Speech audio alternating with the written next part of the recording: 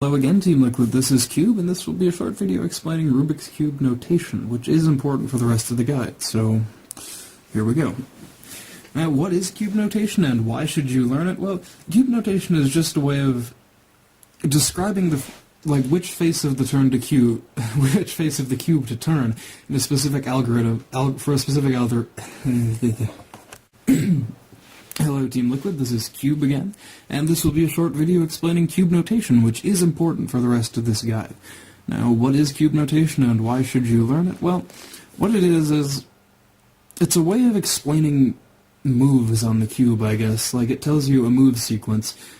So, for example, there will be a sequence of letters U, R, and D, and that'll tell me to move the up face, or the U face, which is the top, 1/4 turn clockwise, then the R face, or the right face, 1/4 turn clockwise, and then the down face, or the bottom face, 1/4 turn clockwise.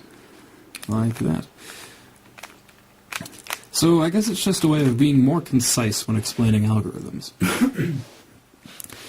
Now, the 6 faces, they're all labeled relative to sort of which way the cube is facing. So if the cube is facing you like this, with the white on top, then the white is the U side. The U side.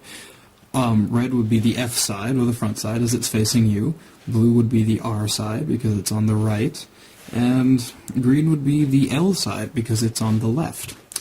And, respectively, yellow is on the bottom, so it's the D side, or down. And on the very back of the cube is orange, so it's the B side. Now, each of these letters, when used to denote a move you have to make on the cube, is going to be capitalized, so a capital R means you turn the R face a 1/4 turn clockwise. Now, note that all the turns are relative to that side, so the cube is facing you, and you're told to turn the back side 1/4 turn clockwise. Well, turning it like that, that's the right way, but that's actually counterclockwise from where you are, but it's clockwise from the back.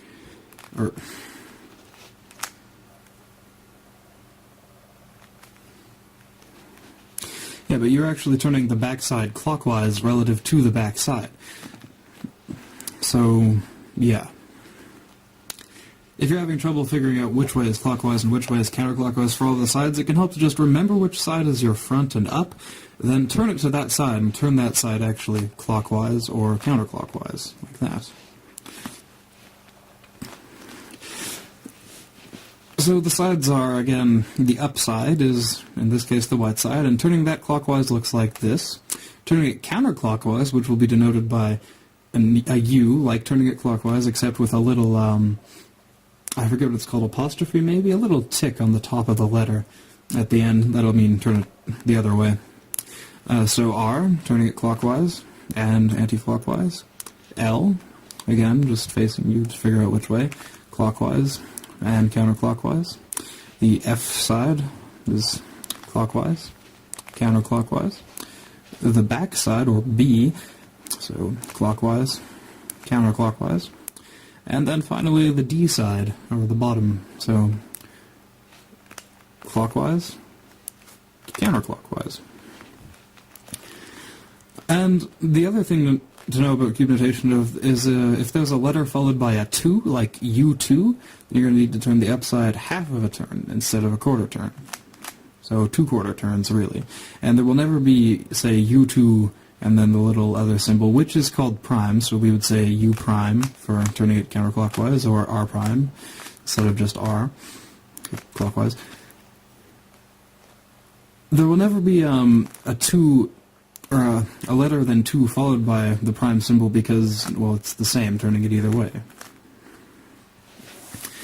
That's pretty much all there is to know about cube notation. It's just an easier way to express algorithms, and you should learn this because it'll make the rest of the guide easier. Maybe even write it down off of the text below this video in the guide to just have a sort of cheat sheet if you're having trouble with it.